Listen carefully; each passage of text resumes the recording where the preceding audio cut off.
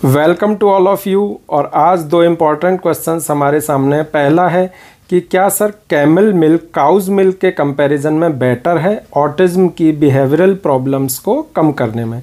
Second question, क्या camel milk internationally accepted हो चुका है यूज़ करने के लिए ऑटिस्टिक चिल्ड्रन में। तो आइए हम इस क्वेश्चन के आंसर को खोजने की कोशिश करते हैं।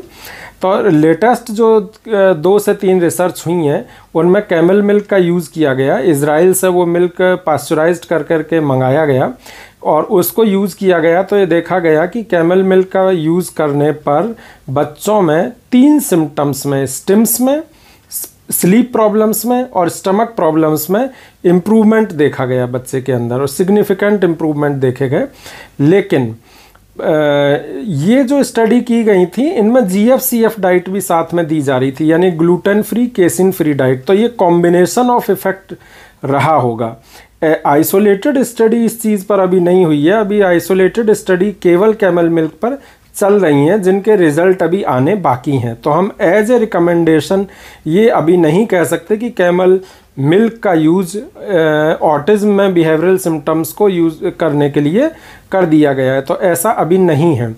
अच्छा, इसका आधार क्यों बना, ये क्यों कैमल मिल्क इमरजेंस में आया? Actually cow's milk protein allergy थी, CMPA जिसको हम बोलते हैं। तो स्टमक प्रॉब्लम्स बच्चों में होती थी, एलर्जी की प्रॉब्लम्स बच्चों में होती थी। Camel milk hypo allergenic milk substitute के रूप में उभर कर आया है 3 वजह से। पहली चीज़, इसमें लो शुगर कंटेंट है। दूसरी चीज़, इसके अंदर लो कोलेस्ट्रॉल है। और तीसरी चीज़ जो इसमें एसोसिएटेड है वो है एंटीऑक्सीडेंट रिच होना इसका।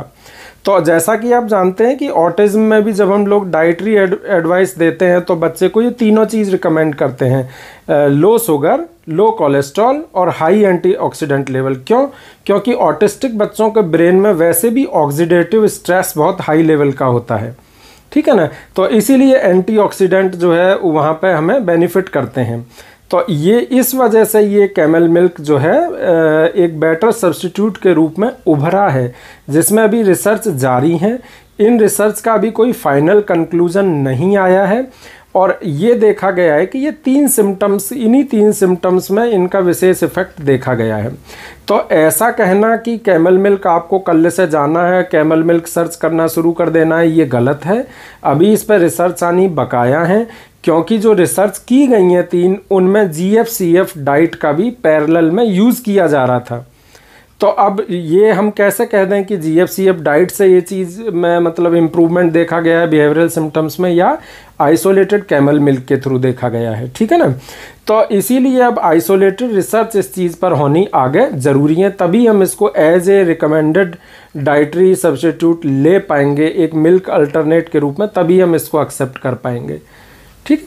Thank you for watching this video.